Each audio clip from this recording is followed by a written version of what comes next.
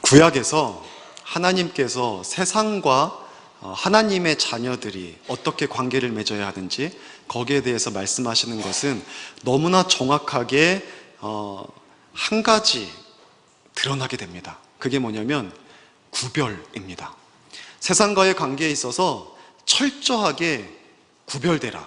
이것은 분리라고 생각해도 틀리지 않을 정도로 철저하게 분리할 정도로 구별되라는 것이 하나님의 백성과 세상과의 관계에 있어서의 그러한 중요한 하나님의 그런 말씀이었습니다.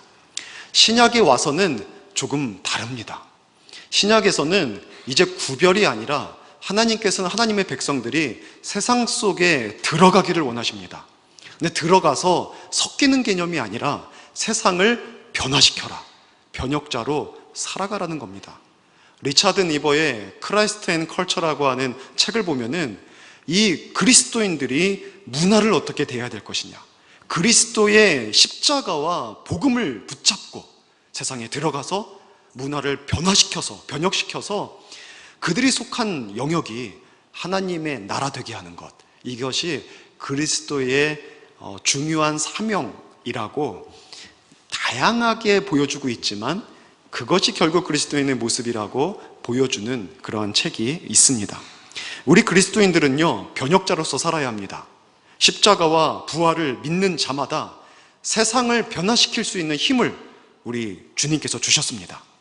성령이 우리를 도와주셔서 우리가 속해 있는 가정, 우리가 속해 있는 직장, 우리가 어디에서 누구와 관계를 맺고 살아가고 하나님의 피조물 속에서 어떤 이제 관계를 맺고 살아간다고 할지라도 그 속에서 그 땅들을, 죄로 말미암아서 어그러진 땅들을 다시 회복시킬 수 있는 능력을 성령께서 우리들에게 주십니다. 그래서 우리는 세상에 들어가서 복음으로 믿지 않는 영혼들을 구원해야 하고 각자의 삶의 현장에서 하나님의 나라를 이루어가는 그런 삶을 살아야 합니다. 천국은 죽어서 가는 곳 맞죠? 그러나 이 땅에서도 얼마든지 예수 그리스도와 함께 시작된 하나님의 나라를 우리는 누리며 살 수 있습니다. 그 일들은 하나님께서 우리를 통해서 이루어 가시는 귀한 사명입니다. 그래서 여러분, 우리는 변화를 이루어가는 사람들입니다. 변혁을 이루어가는 그런 사람들입니다. 주께서 부르시는 날까지 변혁자로서 지속적으로 끊임없이 사명을 감당해 나가야 합니다. 개혁자의 삶을 살아야 돼요. 그런데 여러분, 어디서부터 변화를 시도해야 되겠습니까? 톨스토이가 이런 말을 했습니다. 그리스도인들은 세상의 변화를 위해 기도한다. 세상의 변화, 인류의 변화 위해 기도하는 사람은 많다. 그런데 자신의 변화를 위해 기도하는 사람은 별로 없는 것 같다. 이런 말을 했습니다. 자기 자신이 먼저 변해야 되는 거예요. 내가 세상을 바꾸겠다, 이 말을 하기 전에 먼저 내 자신이 바뀌어야 돼요. 안소니 드 멜로라고 하는 이 박사님이 유럽의 한 성당에다가 이런 글을 써놨습니다. 내가 청년 시절에는 세계를 변화시켜달라고 기도했다. 세계를 변화시키게 하여 주시옵소서. 중년이 되어서는 내 이웃을 변화시켜달라고 기도했다. 그러나 70세가 된 오늘은 나는 오직 이것 한 가지를 기도한다. 하나님이여, 나를 변화시켜 주옵소서. 여러분, 무엇이 바뀌었으면 좋겠습니까? 이 나라가 바뀌었으면 좋겠습니까? 정치, 경제, 문화, 사회, 무엇을 보더라도 한숨이 나오십니까? 그것들이 새로워지길 원하십니까? 먼저 내가 바뀌어야 됩니다. 먼저 내가 바뀌는 게 우선시 되어야 우리는 세상을 바꿀 수 있는 사명, 감당할 수 있는 사람으로 설 자격이 있는 겁니다. 여러분, 다른 사람 바꾸기 전에, 세상 바꾸기 전에 나부터 바꾸는, 내 자신부터 바꾸는 저와 여러분 될 수 있기를 주의 이름으로 축원합니다. 오늘 본문을 보면은 가나안 땅을 이제 정복해야 해요. 근데 그 가나안 땅을 정복하는 여리고성 전쟁, 이게 첫 번째 전쟁이었죠. 요단강을 건너서. 그 전쟁 직전에 하나님께서 이스라엘 백성들 가운데 행하신 일들이 기록되어져 있습니다.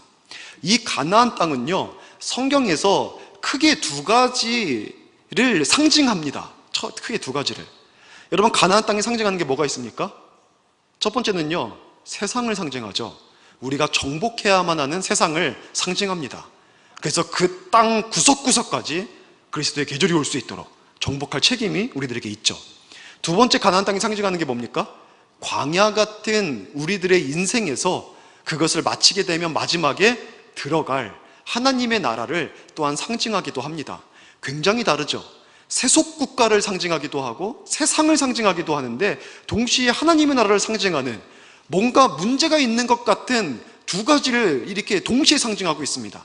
근데 사실 이거는 문제가 있는 게 아니라 이게 융합이 됩니다. 그리스도인들은요, 이 세상을, 세속에 물들어 있는 이 세상을 변화시켜서 하나님의 나라 되게 하는 책임을 가지고 있는 사람들입니다. 우리는 그 사명 가지고 이 땅을 살아가는 겁니다. 그런데 이 변혁자로서 삶을 살아가기에 앞서서 하나님은 먼저 내 자신을 변화시키려고 하십니다. 가나안 땅을 정복해야 되는 이스라엘 백성들, 그래서 하나님이 약속하신 기업으로 그 나라를 세워가야 될 이스라엘 백성들에게 하나님께서 오늘 여호수아 5장을 통해서 하시는 일이 바로 이 일입니다. 너희가 그 땅을 변화시키길 원하냐? 너희가 그 땅을 정복해서 하나님의 나라 세우길 원하냐? 그 전에 먼저 할 일이 있는데 바로 너 자신이 변해야 된다. 이런 말씀을 하시면서 오늘 본문에 하나님께서 이스라엘 백성들을 위해서 행하시는 여러 가지 일들이 있습니다. 이 하나님께서 행하시는 일들을 오늘 우리는 주목해 보아야 합니다. 그래서 그걸 통해서 나 자신의 변화를 이루어가야 합니다. 첫 번째, 하나님께서 하신 일이 뭐냐면 이스라엘 백성들 모르게 행하신 일이 있습니다. 이스라엘 백성들은요, 당시에는 하나님이 자신들을 위해서 이 일을 행했는지 몰라요. 근데 우리는 알아요. 왜요? 성경에 기록되어져 있으니까. 하나님께서 하신 일이 뭐냐면 1절에 보니까 이런 일을 행하셨습니다. 요단 서쪽에 아모리 사람의 모든 왕들과 이 왕들을 묘사하는 거는요, 왕은 한 공동체의 수장입니다. 그러니까 왕이 이런 상태가 되었다는 것은 그 백성들이 다 똑같은 상태라는 의미예요. 대표자들을 써놓은 겁니다. 요단 서쪽의 아모리 사람의 모든 왕들과 해변의 가나안 사람의 모든 왕들이, 그러니까 가나안 땅에 있는 모든 사람들이 여호와께서 요단물을 이스라엘 자손들 앞에서 말리시고 우리를 건너게 하셨음을 듣고 마음이 녹았고 이스라엘 자손들 때문에 정신을 잃었더라.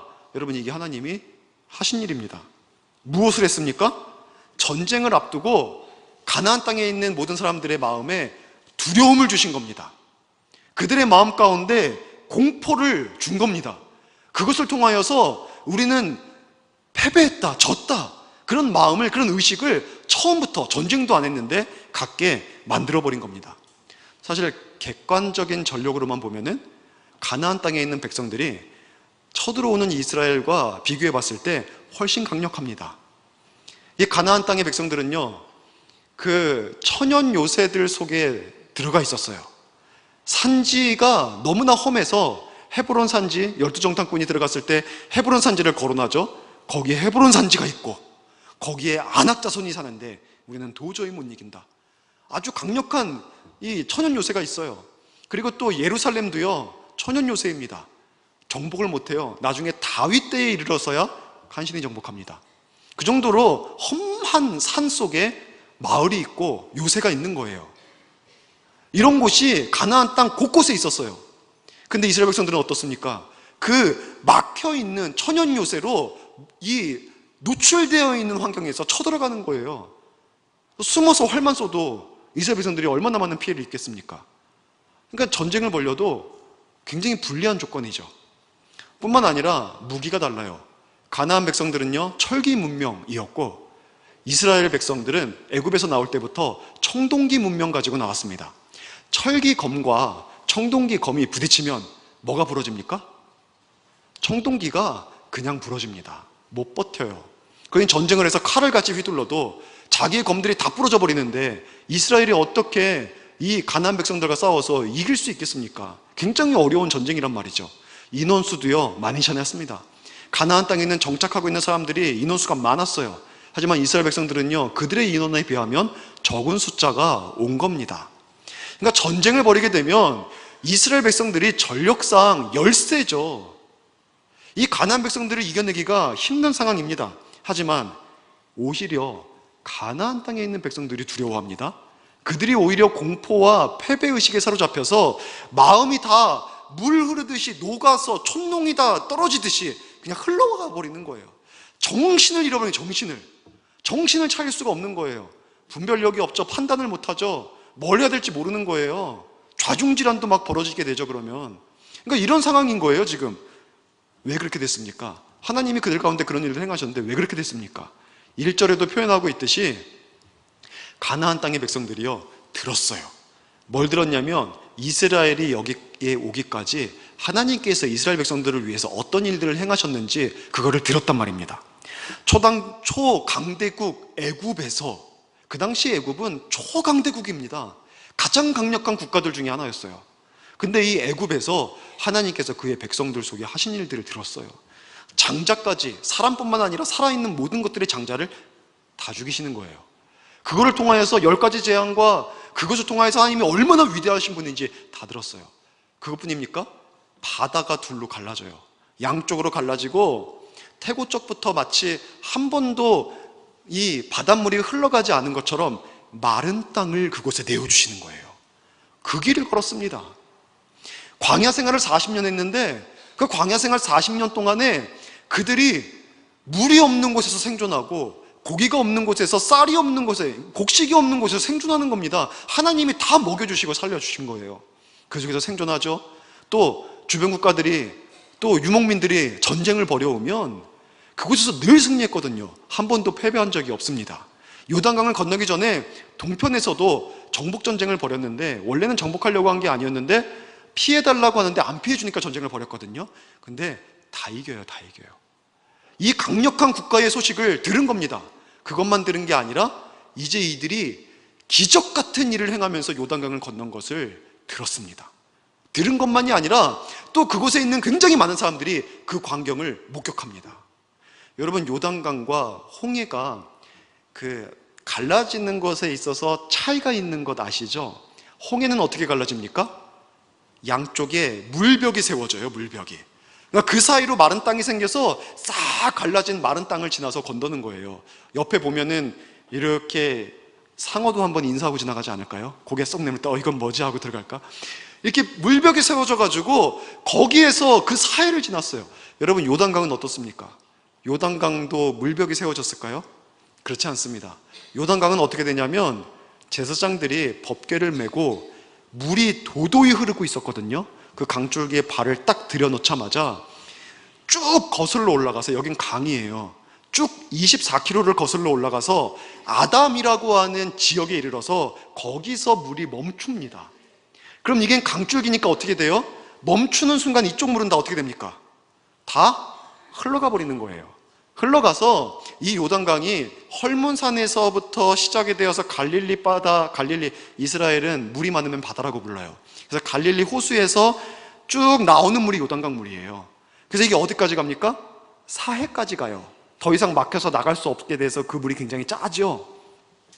그 사해까지 흐르는 물이란 말입니다. 그러니까 24km를 쭉 올라가서 물벽이 딱 세워지니까 이 물이 사해바다까지 싹 사라져 버린 거예요. 강줄기가. 그러니 요단강을 인접하고 있는 가나안의 굉장히 넓은 지역에서 볼 때 이 요단강 물이 다 말라버린 것을 보게 되는 겁니다. 이게 얼마나 무서운 기적입니까? 얼마나 놀라운 기적입니까? 여러분, 그뿐만 아니라 사실 성지순례를 다녀오신 분들이 하는 말이 뭐냐면 요단강 이거 무릎밖에 안 온다. 이스라엘 백성들이 이거는 그냥 너무 쉽게 건널 수 있는 물이었다라고 얘기하시는 분들이 있습니다. 이거는요, 착각입니다. 왜냐하면 여호수아서 3장 15절에 보면은 이 시기가 어떤 시기냐고 얘기를 하냐면 곡식을 거두는 시기라 그럽니다. 곡식을 거두는 시기에는 항상 언덕에 물이 넘쳤다는 거예요. 이것이 4, 5월인데 우리나라는 추수를 9월, 10월 뭐 이렇게 하잖아요. 근데 이스라엘에는요 4월, 5월에 곡식을 거둡니다. 그때 곡식을 거둘 때에 날씨가 좋아서 헐몬산은 높은 산인데 여기에 있는 눈과 빙하가 다 내려서 다 녹아서 홍수를 이루는 시기입니다. 홍수를. 그러니까 물이 넘치는 시기예요. 성경에도 기록하고 있잖아요. 뿐만 아니라 이 4월, 5월에는요 이스라엘이 우기입니다. 비가 많이 내릴 때예요. 여러분, 사막이나 광야 같은 곳에서는 비가 많이 내리면 그곳에 원래 없는 강줄기도 막 생깁니다. 그 현상을 와디 현상이라고 하는데, 이 시기가 바로 와디가 많이 나타나는 그러한 시기란 말이에요. 없던 곳에서도 강줄기가 만들어질 정도로 많은 비가 내리는 시기입니다. 많은 눈이 녹아서 강물을 이루는 시기이고, 그러니 이때 요단강 물은요 범람하고 넘칠 때입니다. 지금처럼 뚝이나 제방이 제대로 돼 있었겠습니까? 그냥 수많은 물들이 자기의 힘 닿는 때까지 확장해서 도도히 흐르고 있는 시기가 바로 이 시기라는 거예요. 근데 이 시기에 요단강을 인접해서 바라볼 수 있는, 산에서 내려다보면 요단강이 저기서 보이는 건데, 그 바라다 볼 수 있는 모든 요단강 물이 다 말라져 버린 거예요. 수많은 사람들이 그걸 목격했습니다. 소문이 얼마나 빠릅니까? 이런 소문 빠른 거 아시죠? 교회 안에서도 비밀 강의가 딱 생기면은 하루면은 거의 대부분 아는 것 같아요. 맞습니까? 뭐 우리 교회는 잘 모르겠어요, 아직. 근데 소문 진짜 빠릅니다. 그런 소문들이 이 가나안 땅에 다 퍼져버린 거예요. 다 들었어요. 보고 들었습니다. 그러니까 그들의 마음이 공포에 사로잡힌 겁니다. 그들은 살아계신 하나님의 위대함을 본 겁니다. 이 패배의식 속에서, 공포감 속에서 가나안 백성은 전의를 상실했습니다. 아, 우리는 이길 수 없다. 여러분, 이들은요 싸워보기도 전에 이미 이스라엘 백성들은 이긴 전쟁을 하는 거예요. 전쟁에 있어서 우리는 이길 수 있다, 우리는 졌다, 이게 얼마나 중요한데요. 여러분, 혹시 격투기 이런 거 보십니까? 혹시 권투 옛날에 보셨습니까? 격투기나 권투, 운동선수들이 게임할 때 보면 전의를 상실한 사람은요 못 이깁니다. 그러니까 둘이 딱 1대1로 붙어도 한쪽이 너무 강해 보이면 평상시에 기량이 안 나타나요. 그냥 기가 죽는 거죠. 그래서 두들겨 맞고 집니다. 전쟁에서 이 일은 훨씬 커요. 그래서 우리들의 이 진영에 사기를 북돋우기 위해서 얼마나 노력합니까? 근데 지금 가나안 땅은 이 사기가 다 땅에 떨어져 버린 거예요. 이미 이겨놓은 싸움입니다. 하나님께서 이스라엘 백성들을 위해서, 이스라엘 백성들은 알지 못했죠. 그들은 요단강을 건넜을 뿐이에요. 그걸 보면서 가나안 백성들의 마음이 어떤지 몰라요. 근데 그들은 전의를 다 잃어버리고 우리는 졌다, 이런 마음을 가지고 있었다는 겁니다. 여러분, 이게 이스라엘 백성 모르게 하나님이 하신 일인데, 하나님은 우리는 이거를 알게 하기를 원하세요. 우리는 알게 하기를 원하셔서 일부러 이거를 기록해 놓으셨습니다. 여호수아서에 보면은 6차례나 이와 비슷한 이 얘기들이 기록되어져 있어요. 그들이 정신을 잃고 마음이 녹았다. 왜냐? 자꾸 반복하는 것은 강조거든요. 하나님께서 강조하시면서 우리들에게 하시는 말씀이 뭐냐면, 우리는 그리스도인이 되는 순간 영적 전쟁의 최전방에 나가서 서는 사람들입니다. 사단이 하나님의 백성들을 그냥 두지 않습니다. 이 세상을 지배하고 있던 사단이 내 종처럼 누리는, 내 종이었던 이 인간들이 복음을 듣고 그들이 믿고 하나님의 자녀로 신분이 회복되는 것들을 내버려 두려고 하지 않습니다. 또 회복된 사람이 그냥 자기만 회복됩니까? 진짜 하나님의 은혜를 아는 사람들은요 세상에 나아가서 그 세상을 그리스도의 십자가 붙잡고 성령 은혜로 변화시켜 나가는 사역들을 감당하거든요. 그러니까 못하게 방해하는 거예요. 그래서 예수를 믿으면 영적 전쟁의 최전방에 서게 됩니다. 우리들이 하나님께서 이 전쟁의 최전방에 섰을 때 우리들에게 알려주고 싶은 그 마음이 있는 거예요. 변혁자로서 살아갈 때에 우리의 마음 가운데 주시고자 하는 확신이 있는 거예요. 그게 뭡니까? 우리는 이미 이긴 싸움 싸운다는 거예요. 이긴 싸움. 이것이 여러분 그리스도인의 싸움의 정체입니다. 우리는 예수 그리스도께서 이겨놓은 싸움을 싸우는 사람들입니다. 이겨놓은 싸움, 이겨놓은 싸움. 요한복음 16장 33절에 보면은 이것을 너에게 이름은 너희로 내 안에서 평안을 누리게 하려 함이라. 세상에서는 너희가 환난을 당하나 뭐라 그럽니까? 담대하라. 왜요? 내가 세상을 이겨노라. 여러분 이미 예수님께서 다 이겨놓은 싸움이에요. 내가 세상을 이기게 해주겠노라가 아니에요. 이기언노라. 여러분 예수 십자가 붙잡고 나가면 사단의 모든 결박이 풀립니다.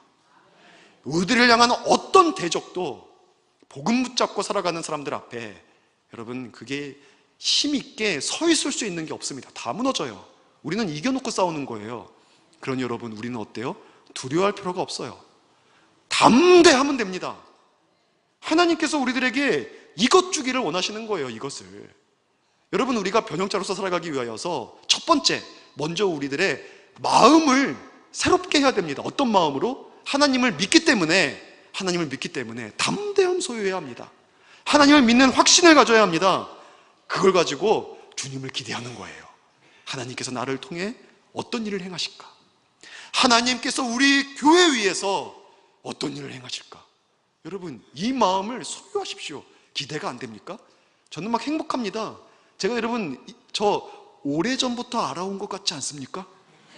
제가 보통 처음 만나도 그런 소리 되게 많이 듣는데, 많이 본 것 같다. 텔레비전에서 혹시 본 거 아닌가? 이런 분들도, 한창 때는 배용준 닮았다는 소리도 죄송합니다. 네. 그 당시에 뜨는 인물들 다 나한테 갖다 붙이더라고요. 여러분, 우리가 이 세상 속에 살아갈 때 기대하십시오. 기대. 저는 기대가 많이 됩니다. 하나님께서 우리 교회 위해 무슨 일을 하실까? 여러분, 제가 교회를 바꾸는 사람이 아니에요. 그렇죠? 하나님께서 하십니다. 하나님께서. 난 너무 행복한 거예요. 여러분, 지난주에 특사가 있었습니다. 예배, 지난주에 비전 1830 선포하고 그것과 관련해서 쭉 시리즈로 설교를 했습니다. 참 감사했던 거는, 저는 인간적으로 진짜 솔직히 처음 봤습니다. 특별 새벽 기도회가 시작되는 인원보다 마치는 인원이 많은 거 처음 봤어요. 그것도 하루하루 더해갈수록 인원이 는 거예요. 한 번도 준 적이 없어요. 월요일부터 화요일, 화요일보다 수요일, 수요일보다 목요일, 목요일보다 마지막 금요일에 더 많이 나와서 예배를 드리시는 거예요. 오늘 아침에 왔는데 내내 부른 찬양 있잖아요. 이곳에 임재하소서, 주님을 기다립니다. 이 임재 찬양, 제가 원래 저녁에 노래를 찬양을 잘하는데 오늘은 이 찬양을 막 들으시면서 다니시는 분도 있고, 또 여러분의 이 간증, 감사하다는 인사, 문자, 은혜 받고 참 새로운 마음 먹게 되다는 얘기들을 참 많이 들었습니다. 하나님께서 행하신 일들이 막 너무 기대가 돼요. 여러분, 앞으로 주님께서 우리 교회 위에서 어떤 일을 행하실까요? 여러분, 하나님은 우리의 생각의 한계를 뛰어넘어서 더 위대한 일을 행하시는 분이신 거 여러분 믿으시죠? 믿으시죠? 하나님 반드시 일할 겁니다. 그러니까 우리에게 필요한 건 뭡니까? 이 마음의 확신이에요. 담대함입니다. 기대입니다. 기대. 그거 가지고 나가면 하나님께서 반드시 우리를 위해서 일하실 겁니다. 믿음 가지고 있는 것을 두려워하지 마십시오. 믿음 없이 사는 것을 두려워하십시오. 믿음 가지고 있는 것 때문에 세상에서 핍박받고 세상 속에서 대적받는 것을 염려하지 마십시오. 손해보는 것을 걱정하지 마십시오. 오히려 우리가 걱정해야 될 것은 뭐냐면 믿음 없이 사는 것입니다. 그걸 걱정해야죠. 믿음 가지고, 확신 가지고, 담대함 가지고 나아가면 하나님 반드시 우리 위해서 역사하실 겁니다. 여러분, 두 번째, 하나님께서 이제 명령을 주셨습니다. 그 명령이 뭐냐면 할례를 행하라는 명령이에요. 이게 2절부터 9절까지 나오는 그런 내용입니다. 근데 사실 이해하기 어려운 명령이에요. 왜냐하면 이제 전쟁을 해야 돼요. 지금 여기에서 5장을 지나게 되면 이 여리고 성과 전쟁을 벌여야 돼요. 그걸로 시작으로 해서 가나안 땅 정복 전쟁이 언제 끝날지 몰라요. 근데 얼마나 지금 급박한 순간입니까? 얼마나 위기의 순간이에요. 그러면은 하나님께서 어떤 얘기 하셔야 됩니까? 전열을 다듬어라. 무기를 어떻게 사용해라. 너희가 이길 수 있는 전략은 이거다. 이런 것들을 주셔야 돼요. 이제부터 긴장해라. 정신 차려라. 근신해라. 깨어있어라. 이런 말씀 주셔야 되거든요. 근데 하나님께서 주신 말씀이 뭐냐면 할례를 행하라. 이 말씀을 하시는 거예요. 오늘 2절에 5장 2절에 정확히 나오죠. 할례를 행하라. 보세요. 이스라엘 자손들에게 다시 할례를 행하라. 이 명령을 주신 것입니다. 굉장히 무리한 요구인 것 같아요. 왜요? 전쟁을 해야 되는데 할례를 행하면 싸울 수 있습니까? 못 싸웁니다. 사람 몸에 어디 하나 수술 한번 받으면 여러분, 사람이 정상적으로 그거 치유될 때까지 움직일 수 있습니까? 못 움직입니다. 근데 그 할례를 행한 다음에 전쟁에 임해야 되는 이 상황, 얼마나 급박스럽고 얼마나 고통스러운 상황이겠습니까? 거기다가 부싯돌, 돌로 할례를 행하는 그런 시기예요. 돌을 날카롭게 다듬어서 맨살을 찢어내라는 거예요. 돌 가지고. 그거 아물 때까지 얼마나 힘들고 고통스러운 시간이겠습니까? 근데 이거를 명령하는 거예요. 여러분, 왜 이런 명령을 전쟁 앞두고 하셨을까요? 그것은요, 할례가 가지고 있는 의미 때문에 그렇습니다. 할례는 어떤 의미가 있습니까? 창세기 17장에 보면은 아브라함에게 하나님께서 할례를 최초로 명령하십니다. 그 할례를 명령하실 때 하나님께서 할례를 행하라고 하시는 이유를 말씀하시는데, 그 이유가 뭐냐면 너희가 나와 언약 백성으로 존재하게 되는 그 증거가 바로 이거다. 그 증표가 할례다. 이 할례를 통해서 나는 하나님의 자녀입니다 라는 것을 드러내는 거다 라고 얘기를 하시는 겁니다. 그 할례를 통해서 죄를 끊어버려라, 그리고 거룩해져라, 이 말씀 하나님께서 하시는 겁니다. 여러분, 신약에 보면은 이 할례는 세례와 연결이 됩니다. 골로새서 2장 11절 13절에 보면 할례는 곧 세례라고 말씀하고 있습니다. 의미가 같아요.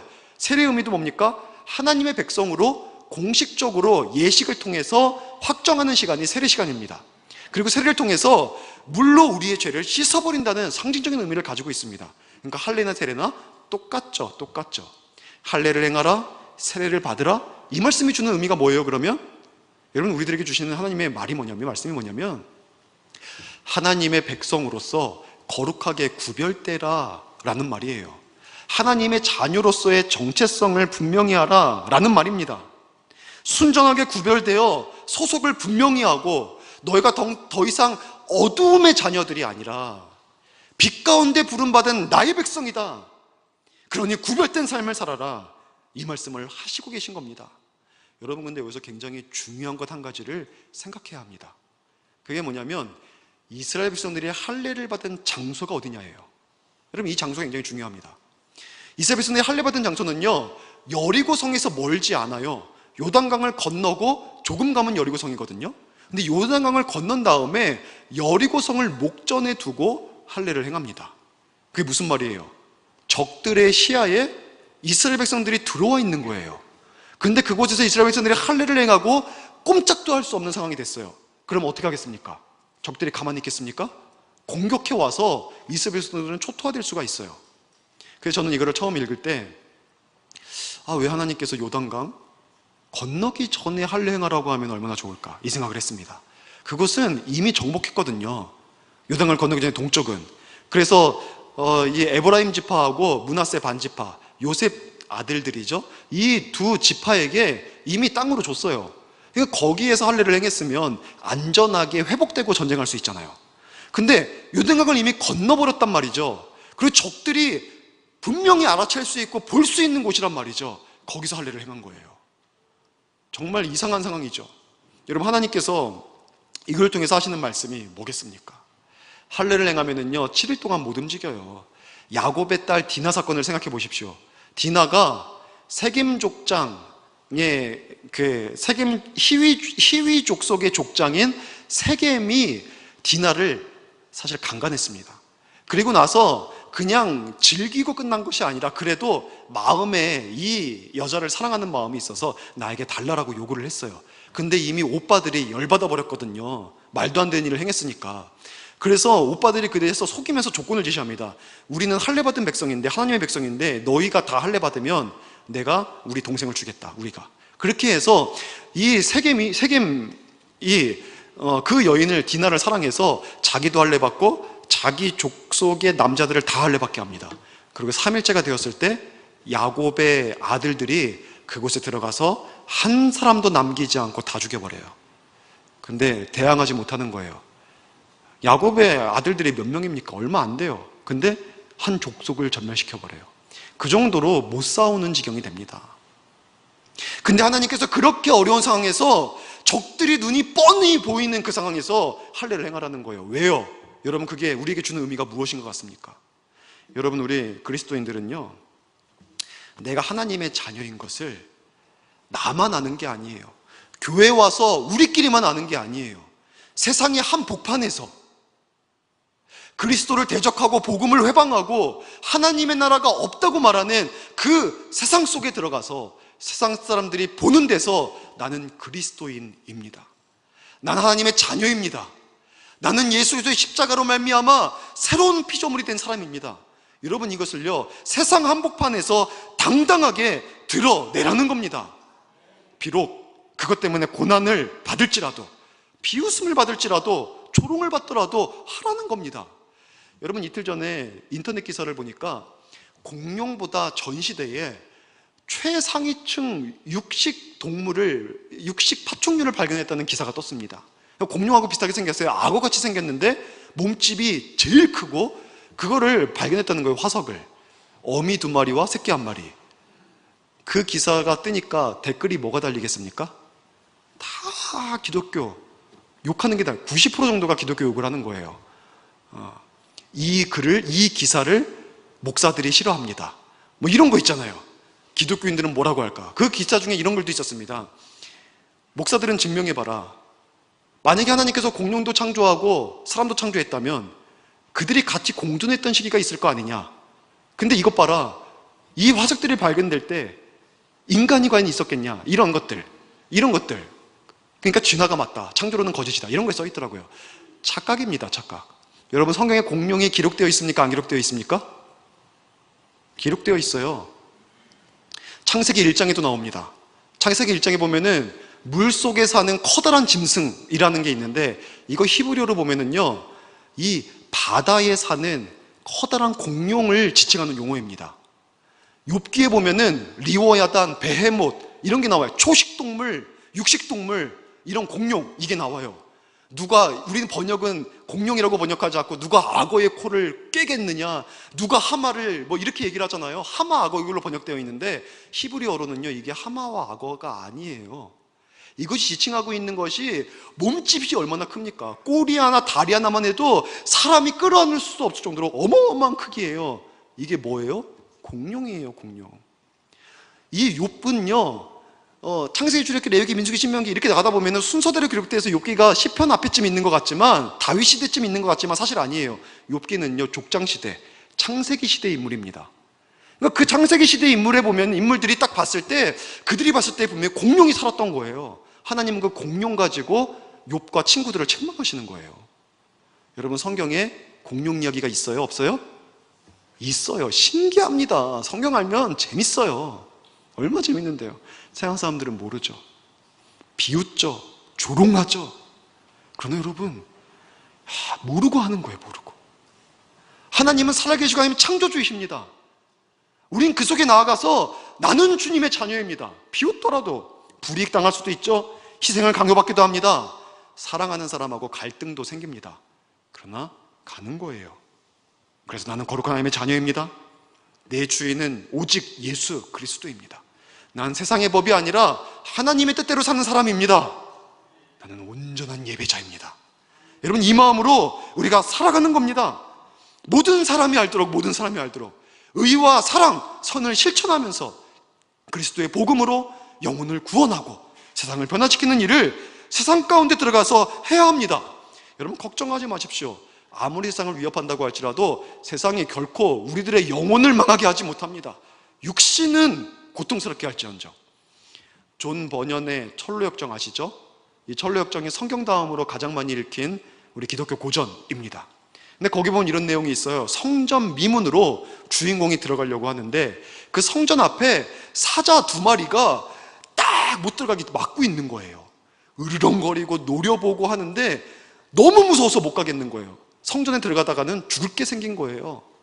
근데 한참을 망설이다가 보니까 그 사자가 강력한 쇠사슬에 매여 있어요.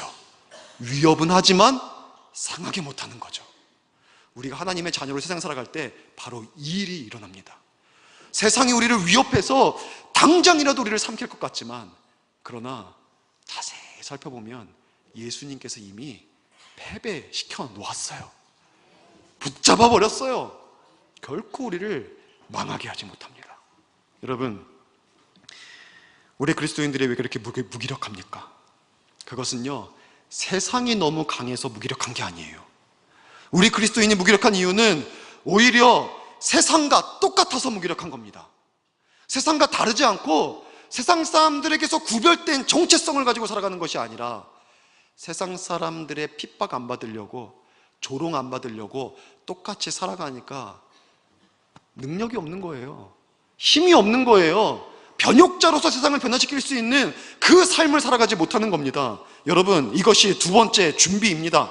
세상 가운데 당당히 나는 거룩한 하나님의 백성입니다, 나는 십자가 붙들고 살아가는 주님의 자녀입니다, 이거를 드러내는 거룩한 삶을 살아갈 수 있기를 주의 이름으로 축원합니다. 마지막으로 세 번째, 하나님께서 하신 일이 있습니다. 그게 뭐냐면 13절부터 15절에 보니까 군대 장관, 오늘 성경에 있는 군대 대장, 이거를 하나님께서 이거가 아니죠. 자, 군대 대장을 하나님께서 보내주셨다는 겁니다. 여호수아가 여리고 성을 가까이 가서 근접해서 보려고 했을 때 그는 한 사람을 발견합니다. 그 사람은 한눈에 딱 봤을 때 범상치 않아요. 범상치 않아요. 그냥 사람 같지 않은 거룩한 존재 같아요. 근데 희한하죠? 그 사람이 접근해 올 때 그냥 오는 것이 아니라 칼을 여러분 상상력 좋으시죠? 이게 칼이라고 생각하십시오. 그것도 엄청 긴 칼. 자, 칼을 딱 뽑아 들고 온 겁니다. 칼을 뽑아 들고. 여러분, 전쟁터 한복판에서 누군가가 칼을 뽑아 들고 온다면 이 사람은 적군입니까? 아군입니까? 적군이죠. 아군은 칼을 꼽고 옵니다. 뽑고 오지 않고 꼽고 옵니다.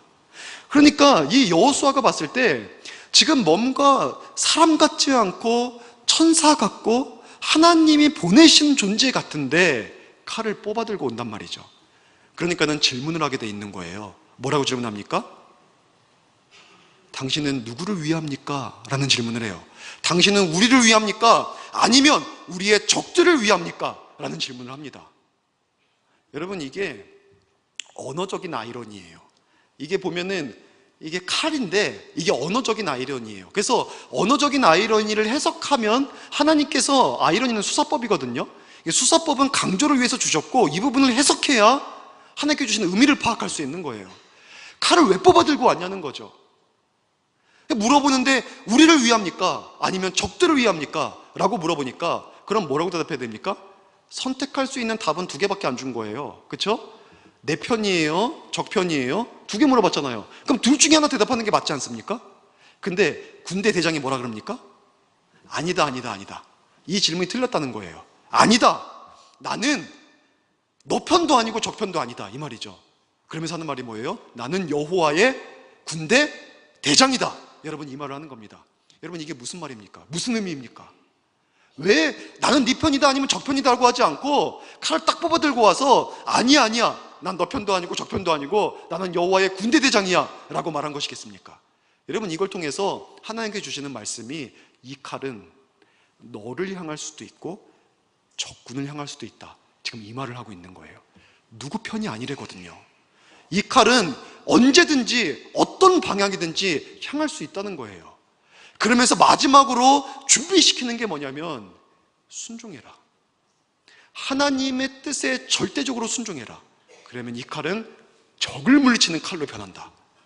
그러나 너가 만약에 하나님의 말씀에 순종하지 않으면 이 칼은 너를 향해서 너를 수술시키는 칼이 된다, 이 말씀을 하시는 겁니다. 여러분, 이 증거가 그 이후에 있는 두 가지 전쟁에서 바로 드러나요. 그 이후에 여리고성 전쟁하고 아이성 전쟁이 벌어지거든요. 여리고성 전쟁에서는 어땠습니까? 하나님께서 정말 말도 안 되는 요구를 또 한 번 하시거든요. 그냥 돌래요. 침묵하면서 돌래요. 마지막 날에는 7바퀴를 돌면서 함성을 지르랍니다. 이거 가지고 어떻게 성이 무너집니까? 근데 이스라엘 백성들이 어떻게 해요? 순종하죠. 순종하니까 진짜 성이 무너져요. 칼이 적들을 향한 거죠. 근데 그 다음에는 작은 성을 공격합니다. 아이성이죠. 근데 그 아이성을 향해서 나아갈 때에 이스라엘 백성들은 이제 하나님의 뜻을 묻지도 않아요. 궁금해하지도 않습니다. 교만합니다. 그래서 자기들끼리 무조건 올라가요. 그래서 어떻게 됩니까? 패배해버리고 말아요. 그래서 그들에게 수술을 받죠. 그들 가지고 있는 죄성들, 그들 가지고 있는 잘못들, 이걸 다 수술하고 제거한 다음에야 하나님께서 또다시 소망 있는 걸음을 걷게 하셨다는 거예요. 여러분, 하나님께서 우리에게 주시는 말씀이 너무나 명확합니다. 여러분, 우리가 이 땅에 살아가면서 변혁자로서 살 때 마음의 담대함 가지고 나아가야죠. 기대 가지고 나아가야죠. 또한 우리가 그렇게 나아갈 때에 세상 사람들 앞에서도 나는 그리스도인이고 나는 주의 복음 위에서 살고 난 하나님의 자녀로서 빛된 삶을 이 땅에서 살아간다, 이것을 드러내야죠. 근데 여러분, 그러면서 매 순간순간 우리에게는 선택해야 될 문제들이 다가옵니다. 사람들은요, 살아가면서 많은 선택, 하루에도 여러 가지 선택들을 합니다. 그 선택의 순간마다 하나님께서 우리에게 주시는 말씀은 그 모든 순간, 선택의 순간에 하나님의 편에 서기를 결단하라, 이 말씀을 하시는 겁니다. 하나님의 편에 설 것을 선택하고 살아가라, 이 말씀을 여러분 하나님께서 하시는 겁니다. 여러분, 하나님이 항상 정답입니다. 우리는 정답이 아니에요. 하나님이 우리의 주인이셔서 주권 가지고 통치하시는 분이십니다. 하나님의 말씀에 순종하고 살아가면 하나님의 은혜가 임하고, 그렇지 않으면 우리를 고치시는 손길이 임하는 겁니다. 정말 많은 사람들이 이런 생각을 해요. 하나님이 내 편이었으면 좋겠다. 하나님, 나의 편이 되어주세요. 축구 시합을 할 때 보세요. 차범근 감독 오래됐지만 기도하죠. 우리가 이기게 해주세요. 잉글랜드 축구팀과 붙으면 어떻게 되겠습니까? 저쪽 감독도 기도하죠. 하나님, 우리가 이기게 해주세요. 누가 이깁니까? 축구도 잘 차는 팀이 이기죠. 내 편 될라, 내 편 되게 해달라. 아니에요. 하나님, 내가 하나님 편 되겠습니다. 내가 불의를 행하면서도 하나님 내 편 되어주세요, 이게 아니라 우리가 하나님, 내가 하나님의 뜻대로 하나님의 편에 서서 주의 일을 감당하겠습니다. 여러분, 이렇게 살아갈 때 하나님은 우리를 통해서 그렇게 순종하며 나아가면 환경 바꾸시고 가정 바꾸시고 변혁자로서 세상 가운데 하나님의 나라를 임하게 하는 이 삶을 살아가게 하시는 겁니다. 여러분, 그러니 누가 먼저 변해야 되겠습니까? 내가 변하는 거예요. 내 생각이 바뀌고 마음이 바뀌고, 그리고 내가 삶 속에서 구별된 삶의 태도를 가지고 살아가고, 순간순간 선택의 문제에 있어서 하나님의 뜻에 맞게 주님의 편에 서서 그렇게 살아가는 사람으로 내가 바뀌어 있으면 여러분, 내 인생 달라집니다. 내 인생 달라지고 나를 통해서 나와 함께하고 있는 사람들의 삶까지도 여러분 축복의 통로가 되어서 변화되게 하는 삶을 살아갈 수 있습니다. 여러분, 이 은혜를 누릴 수 있기를 정말 주의 이름으로 축원합니다. 이제 말씀을 마치겠습니다. 변화는요, 생존을 위한 필수 요건입니다. 변하지 않으면 사람은 도태합니다. 성장은요, 변화 없이 이루어지지 않습니다.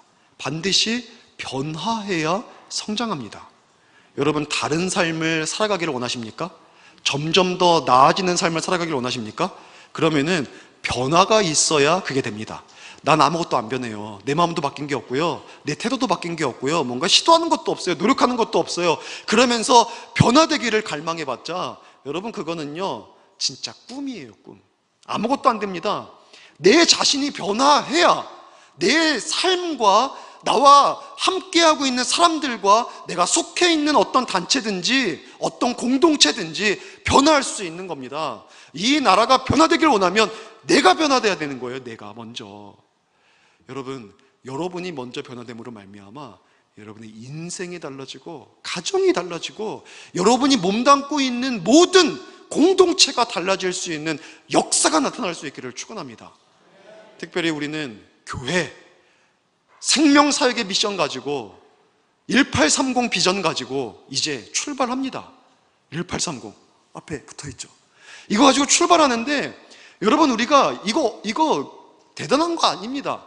대단한 건데 대단한 거 아닙니다.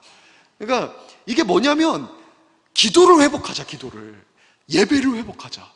우리가 이것이 가장 중요하다. 기도와 예배를 회복할 수 있는 우리 교회의 사이즈의 수치를 적어 놓은 것 뿐입니다.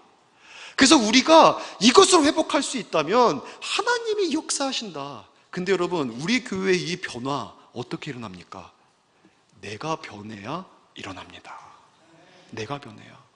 그래서 여러분 자신이 진짜 오늘 하나님께서 가나안 땅을 정복하기 전에 준비시키셨던 이 말씀, 이거 붙잡고 변화시키십시오. 마음을, 태도를, 그리고 순간순간 선택할 때 주의 뜻 따라 그렇게 살아가다 보면 하나님께서 반드시 우리 개인과 교회 가운데 위대한 일을 행하실 겁니다.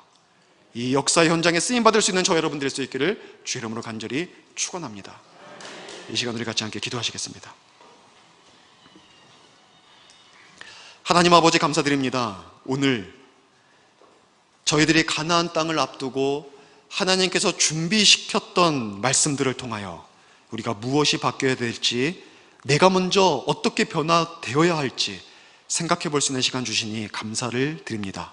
이 말씀을 나의 말씀으로 받을 수 있는 마음 주시고, 이 말씀을 통하여 나 자신을, 우리를 변화시켜 주셔서, 하나님, 나의 변화가 우리 가정의 변화로, 나의 변화가 우리의 직장과 사업장의 변화로, 나 자신의 변화가 이 민족의 변화로 나타나게 하여 주시고, 내가 변할 때 우리 교회가 달라지는 놀라운 기적을 보게 하여 주시옵소서.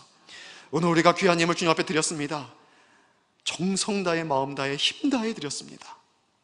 물질을 가장 소중한 가치로 여기는 세상 속에서 하나님이 나의 전부이시기에 믿음으로 드렸습니다.